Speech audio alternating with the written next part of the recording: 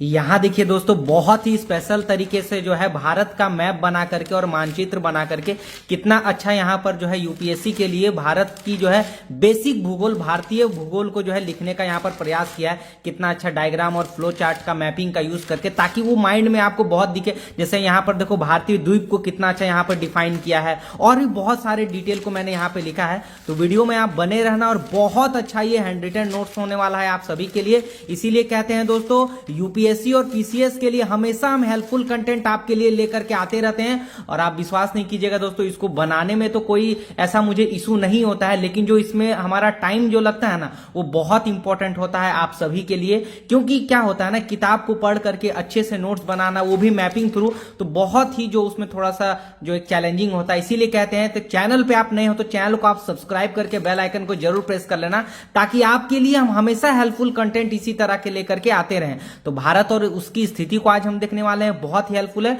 तो सब्सक्राइब कर लेना एंड लाइक जरूर कर लेना, ठीक है। भूगोल के लिए ये बहुत इंपॉर्टेंट है। यूपीएससी जो बिगनर है या पीसीएस के लिए तैयारी करते हैं, उनके लिए भी बहुत इंपॉर्टेंट होने वाली है। तो इसको अभी चलिए स्टार्ट करते हैं, ठीक है। चलिए, आकार को हम देखेंगे तो भारत क्षेत्रफल की दृष्टि से 7वां सबसे बड़ा ये देश है, ठीक है। कुल क्षेत्रफल इसकी बात करेंगे तो यहां पर ये कुल क्षेत्रफल कितना होता है, 32,87,663 वर्ग किलोमीटर ये होता है, जिसको 32.8 भी हम कभी कभी बोलते हैं, ठीक है। अच्छा, उसके बाद देखेंगे विश्व में क्षेत्रफल की दृष्टि से इसका परसेंटेज कितना है, 2.4% है, ठीक है। इसको ध्यान रखिएगा, बहुत इंपॉर्टेंट है। उसके बाद यहां पर देखो, कुछ मैंने मैपिंग बना दिया है ताकि आपके माइंड में ये अच्छा से रिकॉल हो। जैसे कि यहां पर देखो, पहले यहां समझते हैं। जैसे अगर पूछ दिया एग्जाम में कि भारत की मुख्य भूमि का सबसे दक्षिणतम बिंदु पूछ दिया, तो वो कन्याकुमारी होगा, है ना। ये भारत की मुख्य भूमिका है। और अगर भारत का सबसे दक्षिणतम बिंदु पूछ दिया तो वो 6 डिग्री 4 मिनट इंदिरा पॉइंट होगा, सबसे दक्षिणतम। और कन्याकुमारी तो आपका मुख्य भूमिका हो गया 8 डिग्री 4 मिनट, ठीक है। उसी प्रकार सबसे उत्तरी आपका हो जाएगा इंदिरा कोल हो जाएगा, जो कि 37 डिग्री 6 मिनट में होता है। उसी प्रकार सबसे पश्चिमी में आपका कहां पड़ता है, तो गुहर मोती पड़ता है, ये 68 डिग्री 7 मिनट पड़ता है। उसी प्रकार यहां पर अरुणाचल प्रदेश में किबुथु हो गया, सबसे ये जो है पूर्व का पड़ता है, 97 डिग्री 25 मिनट, है ना। इसको हम ऐसे भी कभी कभी पढ़ते हैं कि 8 डिग्री 4 मिनट से लेकर के 37 डिग्री 6 मिनट उत्तरी, क्या बोलेंगे इसको, अक्षांश बोलेंगे, ठीक है। क्योंकि हमेशा याद रखना, ये कभी कभी इंपॉर्टेंट होता है, मैं इसीलिए आपको हम हमेशा बताते रहते हैं। ये आपका भारत हो गया, ये जो आपका हो गया ना, ये जो लाइन ऐसे ऐसे जाता है, इसको हम बोलते हैं अक्षांश बोलते हैं, ठीक है। इसको हम क्या बोलते हैं, इसको हम बोलते हैं अक्षांश बोलते हैं। और ये जो ऊपर की ओर जाता है, इसको हम बोलते हैं देशांतर बोलते हैं। क्या बोलते हैं इसको, देशांतर बोलते हैं। तो आप हमेशा याद रखिएगा इसको, ठीक है। तो ये आपका क्या हो गया, ये आपका अक्षांश हो गया, ओके। और ये तो मैंने बता दिया। और उसके बाद अगर पूछेगा कि आपका जो है देशांतर के बारे में पूछेगा, तो देशांतर क्या हो गया, 68 डिग्री 7 मिनट से लेकर के 97 डिग्री 25 मिनट पूर्वी देशांतर आप इसको बताइएगा, क्योंकि लाइन तो ऐसे जा रही है ना। बाकी इसको एक बार रिवीजन कर लीजिएगा तो आप समझ जाइएगा, ठीक है। अच्छा, यहाँ पर देखो, ग्लोब में अगर बात करें तो भारत कहाँ स्थित है, भारत है आपका उत्तरी गोलार्ध में स्थित है, ठीक है। उत्तरी गोलार्ध में स्थित है। और ये आपका कर्क रेखा हो गया 23.5 डिग्री ये हो गया, और नीचे आपका हो गया 23.5 डिग्री मकर रेखा हो गया, इसको भूमध्य रेखा तो बोलते ही है। हाँ, और एक बात आप थोड़ा सा याद रखिएगा जो बहुत ही इंपॉर्टेंट है, यहां पर देखिएगा, ये जो ग्लोब है ना, क्योंकि इसको क्या बोलते हैं, इसको हम बोलते हैं देशांतर बोलते हैं। तो देशांतर की ओर से पूछेगा तो भारत कहां पर है, देखो पूर्वी साइड में है, पूर्वी साइड में है ना। और अगर आपको पूछेगा अक्षांश की ओर से पूछेगा, तो अक्षांश की साइड से ये रेखा से क्या है, ये आपका है उत्तरी साइड में है। तो इसको थोड़ा सा ध्यान रखिएगा, कभी कभी ये पूछ सकता है आपके लिए, है ना। उसके बाद यहां पर देखने वाले हैं अक्षांशीय दृष्टि से, यहां पर वही लिखा है, अक्षांशीय दृष्टि से ये उत्तरी गोलार्ध में है, जो मैंने अभी बताया भी। उसके बाद देशांतीय दृष्टि से पूर्वी गोलार्ध में, ठीक है। विस्तार अगर बात करें तो अक्षांशीय विस्तार 8 डिग्री उत्तरी अक्षांश से 37 डिग्री आपका 4 मिनट उत्तरी अक्षांश। देशांतरीय विस्तार की बात करें तो ये आपका 68 डिग्री पूर्वी देशांतर से आपका 97 डिग्री 25 मिनट पूर्वी देशांतर।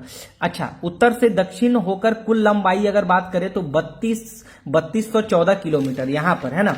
ये आपका क्या बता रहा है, उत्तर से दक्षिण, यहां से यहां तक की बात करें तो ये आपका है 3214 किलोमीटर। और पूर्व से पश्चिम होकर कुल लंबाई 2933 किलोमीटर। पूर्व से पश्चिम मतलब यहां से लेकर के आपका किबुथु से लेकर के गुहर माता तक, ये आपका याद रख लीजिएगा, लिख लीजिएगा। भारत का सबसे उत्तरी छोर आपका इंदिरा कॉल हो गया, आपको पता ही है जो मैंने अभी बताया भी।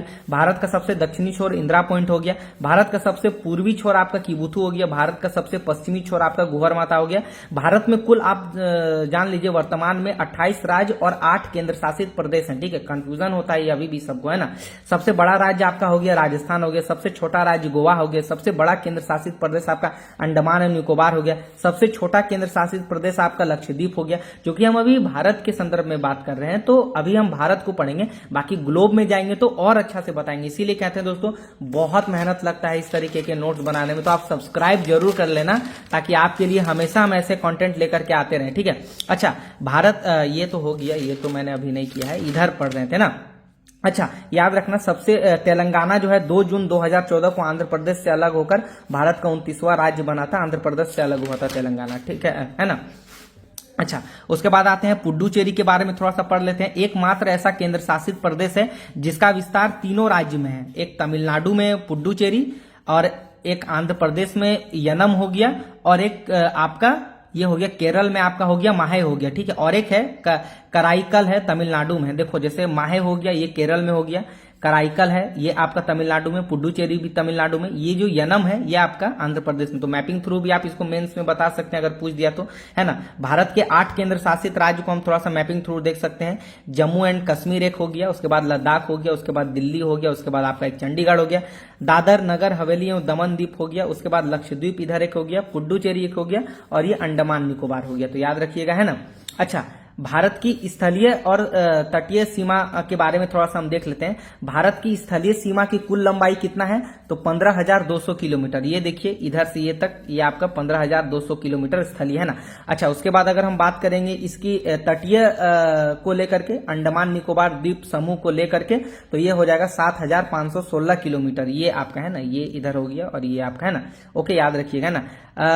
समुद्र तटीय राज्यों की कुल संख्या आपका हो गया 9, जैसे कि यहाँ गुजरात हो गया, महाराष्ट्र हो गया, आपका कर्नाटक हो गया, केरल, तमिलनाडु, आंध्र प्रदेश आपका और एक आपका हो गया ये ओडिशा हो गया, और एक पश्चिम बंगाल हो गया। तो ये सब मिला करके आपका कितना है, 9 है ना, याद रखिएगा। और ये गुजरात जो है ये सबसे लंबी तट रेखा है, याद रखिएगा, ये वाला है ना, यानी समुद्र सटा। अच्छा, कर्क रेखा 8 राज्यों से गुजरती है, ये तो आपको पता ही होगा, जैसे गुजरात, राजस्थान, मध्य प्रदेश, छत्तीसगढ़, झारखंड, पश्चिम बंगाल, त्रिपुरा, मिजोरम।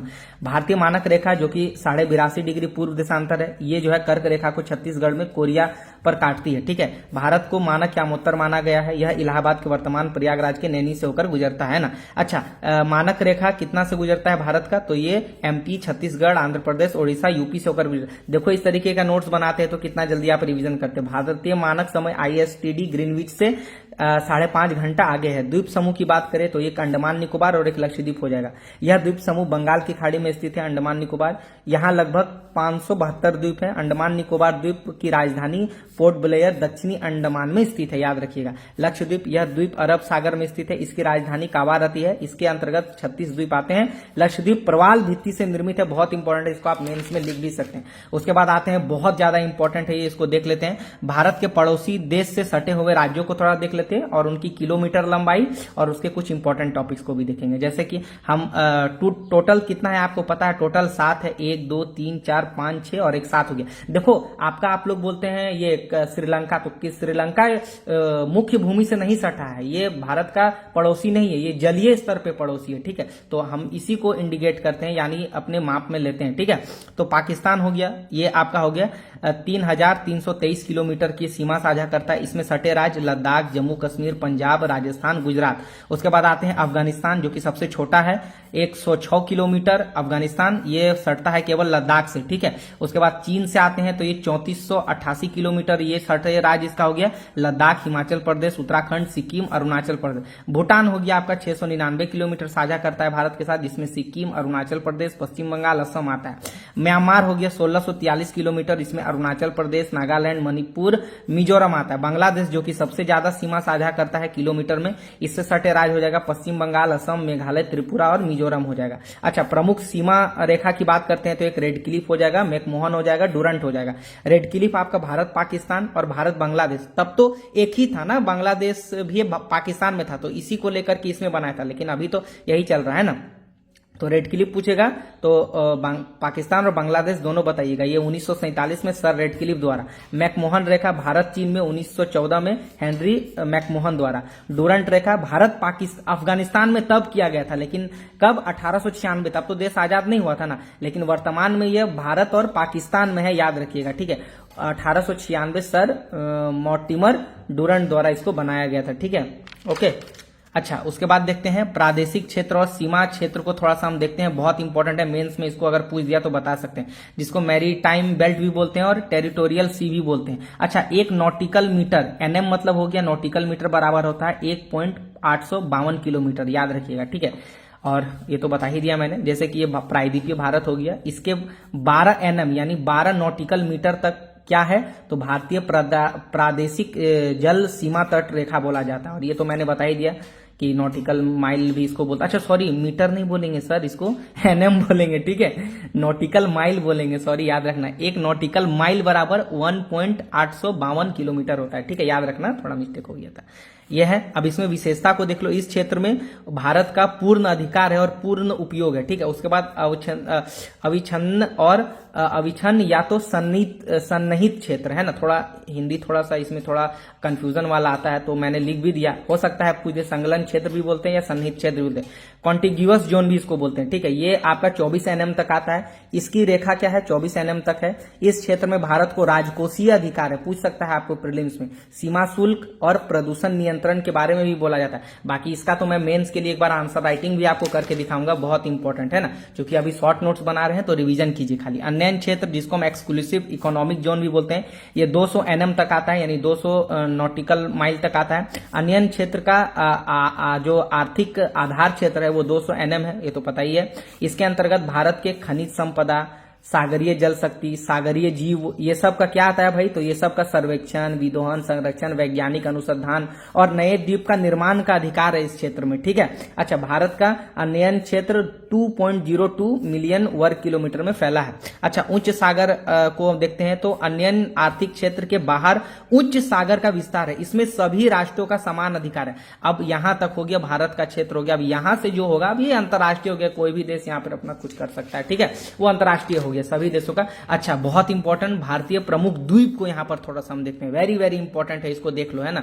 देखो, एक आता है प्रमुख द्वीप माजुली द्वीप, जो ब्रह्मपुत्र नदी पर स्थित है, विश्व का सबसे बड़ा नदी द्वीप है। उसके बाद दमन द्वीप एक हो गया जो गुजरात के साइड में पड़ता है। उसके बाद एक हो गया आलिया बेट द्वीप, इधर पड़ता है। एक आपका हो गया, कभी भी द्वीप के प्रमुख ही को पूछा तो आप इसको लिख करके बता सकते हैं। फिर आपका सालबेट द्वीप हो गया जो मुंबई में पड़ता है। एंड्रोथ आपका इधर हो गया, मिनिकॉय आपका इधर हो गया। लक्षद्वीप तो आपको पता ही है इधर है। लक्षद्वीप एक प्रवाल द्वीप है जो मूंगा चट्टान से बना है, वेरी इंपॉर्टेंट, इसको आप याद कर लेना, ठीक है। उसके बाद इधर आपका पंबन द्वीप पड़ता है जो रामेश्वरम में आपका पड़ता है ना, इसी पे पंबन ब्रिज बना है ना। अच्छा, उसके बाद श्री हरिकोटा है ना, ये इसरो का यहाँ पर सैटेलाइट यहाँ से लॉन्च किया जाता है आंध्र प्रदेश के साइड। व्हीलर द्वीप से मिसाइल प्रक्षेपण के लिए महत्वपूर्ण है, प्रीलिम्स में घुमा करके क्वेश्चन पूछ दिया। फिर गंगा सागर द्वीप है ना, ये बंगाल के साइड में पड़ता है। न्यू मरे द्वीप हो गया। बाकी सब के बारे में भी हम यहाँ डिटेल में थोड़ा सा पढ़ेंगे, ठीक है। खाली आपको अभी मैपिंग दिखा रहे हैं कि कौन गया, माइंड में आपको पहले दिखा रहे हैं कि हाँ ये यहाँ पर है, ठीक। एक कोको द्वीप इधर हो गया, उत्तरी अक्षांश, मध्य अंडमान इधर, सॉरी उत्तरी अंडमान हो गया, ये मध्य अंडमान हो गया, दक्षिणी अंडमान, नारकोडम ये हो गया, ये लिटिल अंडमान इधर हो गया, ये बैरन द्वीप हो गया, उसके नीचे 10 डिग्री चैनल हो गया, कार निकोबार, ग्रेट निकोबार। अच्छा, अंडमान निकोबार को मरकट द्वीप भी कहते हैं। बड़ा निकोबार, इंदिरा पॉइंट, वो तो इंदिरा पॉइंट तो पता ही है आपको वहां पर, है ना। अच्छा, यहां पर देखते हैं कुछ द्वीपों का वर्णन को हम थोड़ा देखते हैं। जैसे माजुली द्वीप हो गया तो ब्रह्मपुत्र नदी पर स्थित यह विश्व का सबसे बड़ा नदी द्वीप है। न्यू मरे द्वीप, यह गंगा ब्रह्मपुत्र डेल्टा प्रदेश के तट पर बंगाल की खाड़ी पर स्थित है। गंगा सागर द्वीप, यह द्वीप पश्चिम बंगाल में हुगली नदी के तट के मुहाने पर स्थित है। व्हीलर द्वीप, यह उड़ीसा में वैतरनी नदी के मुहाने पर स्थित है। यहाँ से भारतीय मिसाइलों का प्रक्षेपण किया जाता है, यानी उसको उड़ाया जाता है, ठीक है, ट्रायल किया जाता है। श्री हरिकोटा द्वीप, यह आंध्र प्रदेश के नेल्लोर जिले में स्थित है। यहाँ भारतीय अनुसंधान संगठन यानी इसरो अपना यहाँ से सैटेलाइट छोड़ता है, याद रखना, पूछ सकता है इंटरव्यू। देखो ये सब कॉमन क्वेश्चन तो आपको इंटरव्यू में भी कभी कभी पूछ ली जाते हैं, तो ये सब का मल्टीपल रिवीजन करना। पंबन द्वीप हो गया, ये तो मैंने देखा था कि ये तो इंटरव्यू में पूछा भी गया था, ठीक है। पंबन द्वीप, यह भारत के तमिलनाडु में श्रीलंका के मध्य स्थित है। यह आदम ब्रिज का एक हिस्सा है, इसी पर रामेश्वरम स्थित है। सैटेलाइट सालसेट द्वीप, इस पर मुंबई स्थित है, ये इसलिए इंपॉर्टेंट है, बस इसको याद करना। लैंडफॉल द्वीप, यह अंडमान निकोबार का सबसे उत्तर में स्थित है, ये है ना। उत्तरी अंडमान, अंडमान द्वीप समूह की सबसे ऊंची चोटी सैडल पीक यहीं पर है, उत्तरी अंडमान में, याद रखना 738 मीटर है ना। उसके बाद थोड़ा सा अंतिम में देख लेते हैं मध्य अंडमान। यह अंडमान द्वीप समूह का सबसे बड़ा द्वीप है।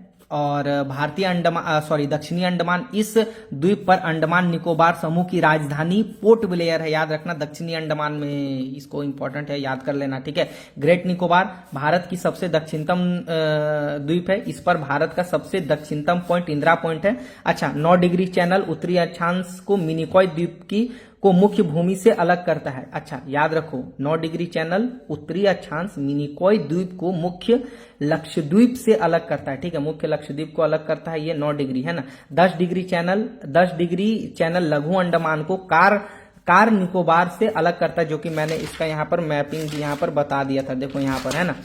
अच्छा, उसके बाद तो मैंने यहाँ पे बता ही दिया 10 डिग्री। अच्छा, दक्कन दर्रा दक्षिणी अंडमान को लघु अंडमान से अलग करता है, तो ये बहुत इंपॉर्टेंट है। बाकी इसका भी मैं बना ही रहा था नोट्स, इसका भी मैं कल लेकर के आऊंगा। तो आपको वीडियो कैसी लगी आप कमेंट सेक्शन में जरूर बताइए दोस्तों, बहुत मेहनत लगता है। देखो, पढ़ने का तो हम पढ़ लेते हैं, लेकिन उसको पढ़ करके इस तरीके के मैपिंग थ्रू बना करके आपको समझाना थोड़ा सा चैलेंजिंग होता है, मेरे लिए भी बहुत इंपॉर्टेंट से टाइम निकालते हैं। तो आप दोस्तों इसको सब्सक्राइब जरूर कर लेना और नोट्स भी आप बनाते रहना, सब्सक्राइब करके बेल आइकन को प्रेस करना। बाकी मिलते हैं नेक्स्ट वीडियो में, कमेंट सेक्शन में बताइए नेक्स्ट टॉपिक में भी आपको किसको चाहिए। बाकी मैं तो इसका सीरीज चला ही रहा हूं।